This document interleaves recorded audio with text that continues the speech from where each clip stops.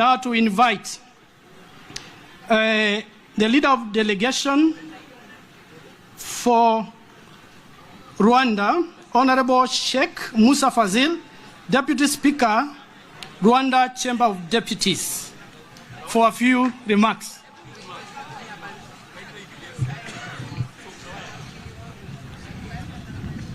Your Excellency, the President of the Republic of Kenya, Right Honorable Speakers, Honorable Head of Delegations, on behalf of the delegation of the Parliament of Rwanda, I thank the Republic of Kenya for hosting this 14th edition of the Interparliamentary Games, bringing together parliamentarians of the EAC and EALA.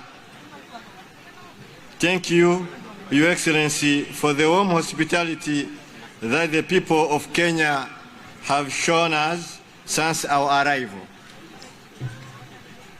We bring you warm greetings from our President, His Excellency Paul Kagame, and the Rwanda people who, with all of you in this beautiful East African community, share the same values and common development goals that continue to attract other states to join this community.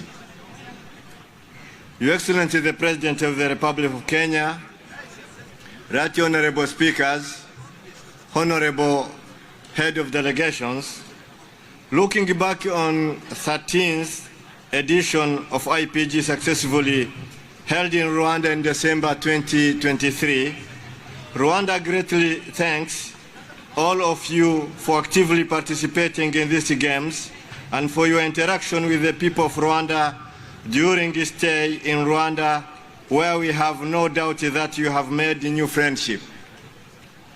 We came to compete and win trophies, but the great objective that motivates this competition is not the trophies.